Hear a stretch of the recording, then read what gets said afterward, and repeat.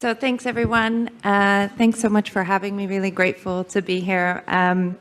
So what I'm going to be presenting on are some reflections on the 16th IMF quota review. And what I'll be presenting will be based on the work, the economic and climate justice advocacy work of Christian Aid, but also it's really rooted on the work of a lot of colleagues here like Laura, but also our partners around the world like Aphrodad. So it might be a slightly different approach than some of the other presentations that you've seen today. So why are we talking about IMF quotas? Well, so at Christian Aid, our thinking, especially since the pandemic, has really started to focus on this idea of, why are we expecting different policy results if we keep asking the same institutions? During the pandemic in particular, we really pleaded with the fund to please get away from these austerity policies, to think about debt differently, to let this be the crisis, that really brought change. And it didn't happen, right? And this might be terrible to say at an academic conference, but some of our thinking really landed on the idea that it was never really about the strengths of our arguments or our evidence, because the pandemic really showcased the importance of investing in healthcare, education, et cetera. It's about the people in charge, the power dynamics that we've been talking about yesterday. And, one way of putting it is, in CSOs, we do a lot of power mapping, right, of the different problems we try to face.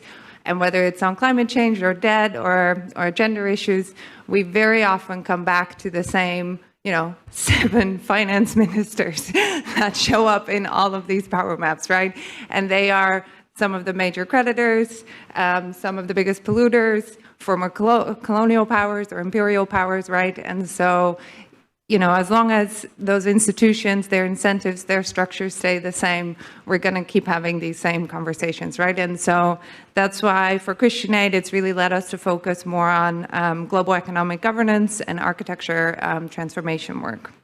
So I don't think I need to explain to this audience, but maybe for the folks online, obviously the IMF is still at the center of a lot of global debt decision-making, as policy enforcer, as arbiter of debt sustainability, as a major creditor, obviously, and now also as a convener, right, of debtors and creditors in the roundtable that they organize under the common framework.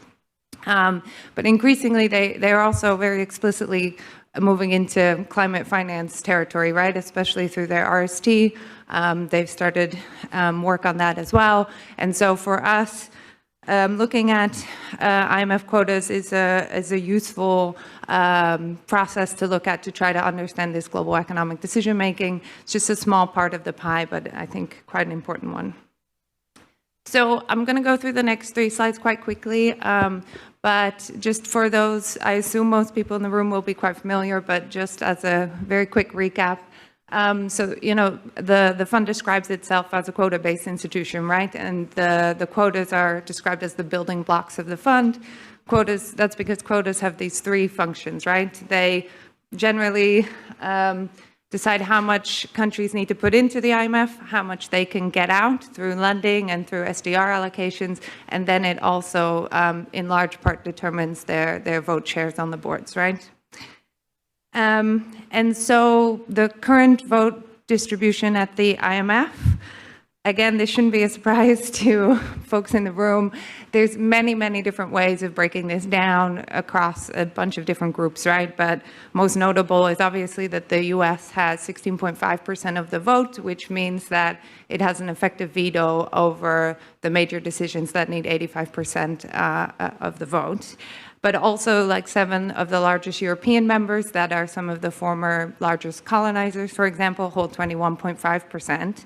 A different way of looking at it is the G7, for example, even without counting the EU, that's 41.25%. So, and at the same time, the G77 holds 32% of the vote share, the G24, 20.4%. For this conference, maybe especially interesting, the V20, they hold 5.4% of the vote share. that represents 55 countries and 1.4 billion people, right? So, and if you add those quota shares up with further distortions on how the board is constituted between different constituencies, and some countries still have their own board seats, right? That further overrepresents some countries and underrepresents others. Then if you add that up to what we heard yesterday as well about this gentleman's agreement, right, that's still in place between the US and Europe that decides on the leadership of these institutions, the bottom line, right, is this structural dominance of especially the US, but also still the European countries, paired with that structural marginalization of the Global South in IMF decision-making. And so over time, this has shifted a tiny bit, right?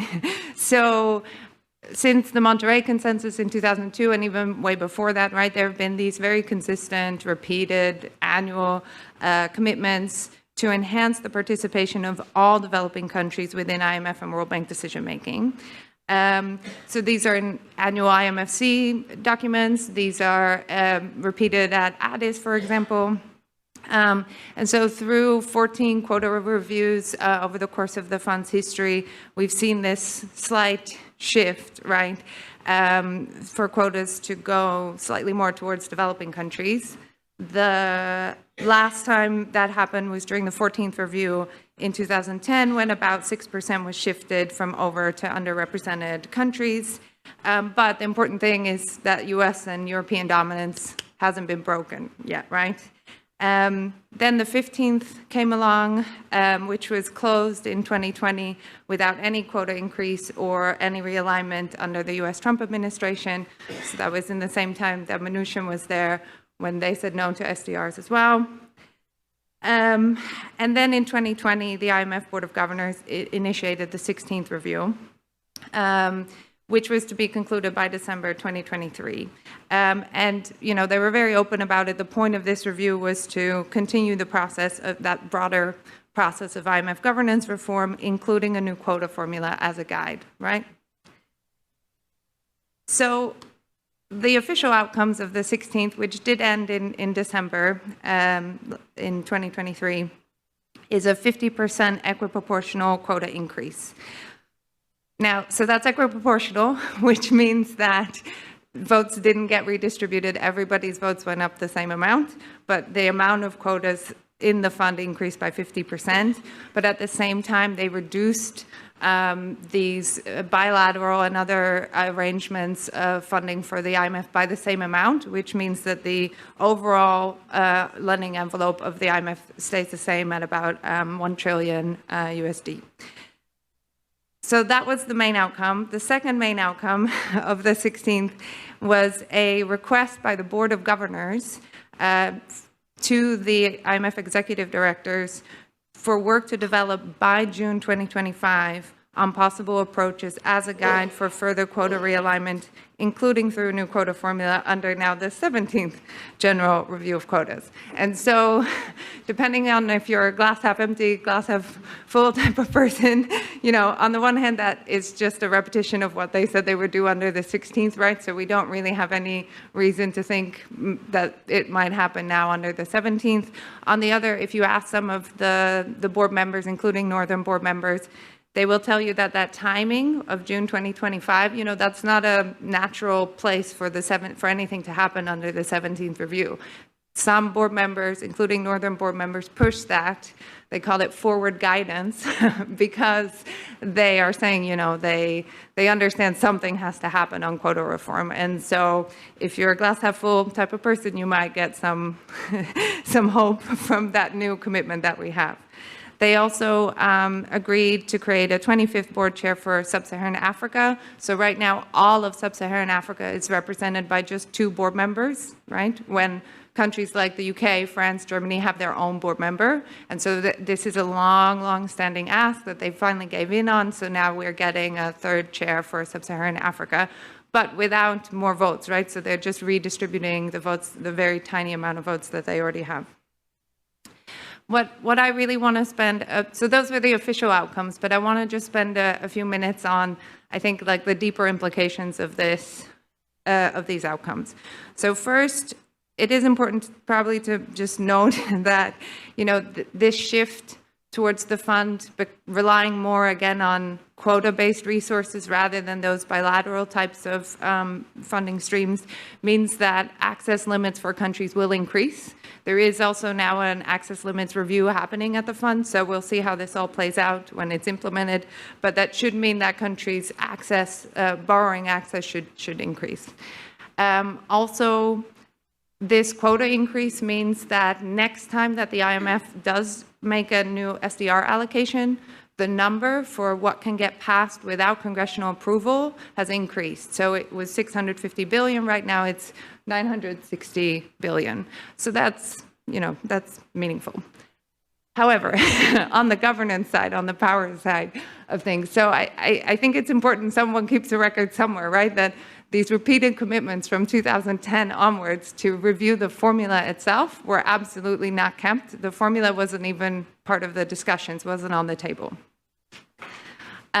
Second, so the way that the last few quota increases have happened is even without a new quota formula, there's still been realignment of quota shares because they apply the quota formula to the new quotas that are being created.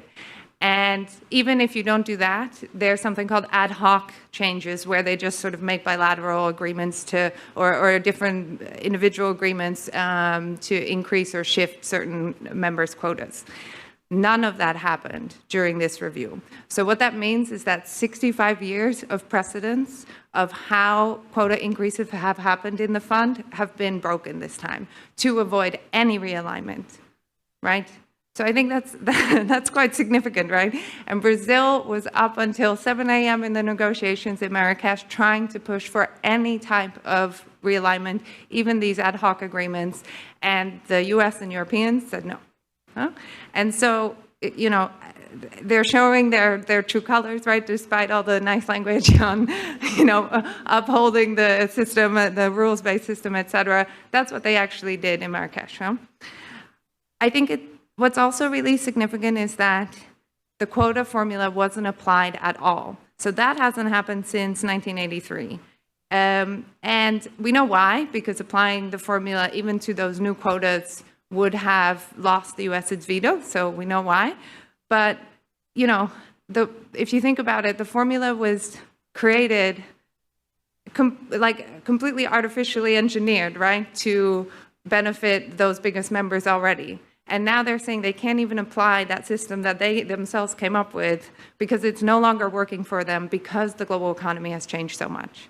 And so I think it means, I think it's really legitimate to ask, so by what system is IMF governance now based on? Because it's not the formula anymore, right? So have we gone from this $1, one vote system to we were here first, we'll do what we want, right? And I think we're approaching the limits of the degree to which the current quota system can support continued US European dominance. And so for me, the question is, okay, so how long can they keep this up? Which is an exciting sort of time to be in, right? At the same time, as Richard was saying yesterday, I don't underestimate the resilience of this system either, because what has gone quite under the radar in this review, but probably important to note, is that the outcomes of the 16th didn't just kick the can on realignment down the road, it actually made it harder for future reviews to increase vote shares for developing countries in future, because of the way that these quota realignments work. That when new quotas get created and then distributed according to either new quota or the existing quota formula, they get averaged out with existing quota shares. So that means that we've just had a 50% increase based on the current fault lines. That means that they have further consolidated their position, right? And will make it harder. So any future quota formula change or anything like that will have to go that much further to undo what they just did in the 16th. And they know, they know that they did that, but no one's talking about it, right? So for us, questions that we're asking ourselves moving forward that I want to ask in this room, and I would love to hear all your perspectives on, given how the amazing brains we have in the room here today. So first, we have a number of moments coming up in the next year, next 2 years. So first is this moment of June next year under the 17th IMF quota review, where they said they need to see some type of progress on realignment. So what can we expect from that? We've already heard that the US is saying they're very keen on a new formula, but one in which their vote share would actually go up. They haven't been explicit about it, but that's what we're expecting. The Europeans are saying they're open for like a traditional quota realignment where they'll probably lose out a bit, but not if the US goes up. And so we can already see there will be this block where they can agree, and in the meantime, both of them benefit from that, right? Not being able to agree on the way forward. So that's probably what's in store for the 17th. But at the same time, we also have a World Bank shareholding review happening next year.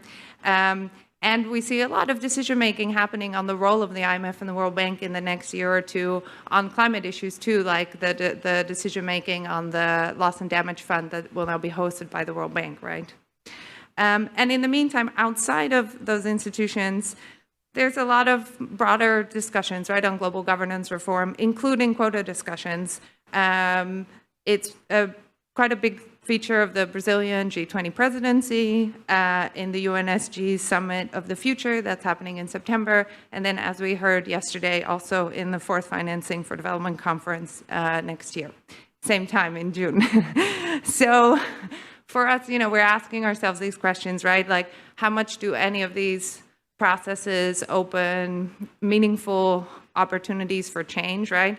But at the same time, we're asking ourselves, how much does an ambitious quota review, let's say with a bigger shift, how much is that actually what we want? Because, to what degree does that further legitimize this institution and keep it going for longer rather than the other way around, right? But at the same time, for us, we'll be there this annuals, shouting at the demonstrations that now we're looking at 80 years, being really more than enough this time for this institution, but we're not expecting the fund to close its doors, in the next 5 years, 10 years. So in the meantime, I think, working on quota review is worthwhile, in particular because we're at this interesting moment where we feel like things have to start breaking. And as we heard yesterday from Mark Weisbrot, the US is starting to lose some of these fights inside the IMF. And so actually, I think it's quite a big battleground that we can focus on. At the same time, I think IMF, like the results of the 16th in particular, I think also opens quite an important opportunity to ask sort of bigger questions about how we feel in the first place, right? About the world economy being run by these quota-based systems or shareholding systems in the first place. A lot of us are obviously doing a lot of work to move global decision-making to the UN, where things are somewhat more democratic. But as we're having more explicit discussions about world-making and global economic architecture reform, having that explicit discussion about the role and space for quota-based institutions, I think is quite an important one to have.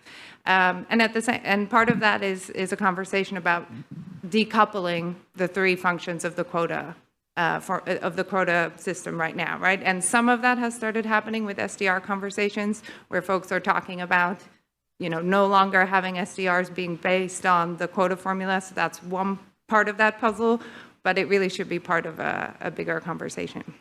So I'm really curious what you all might think of those questions, and yeah, really looking forward to the discussion. Thanks so much.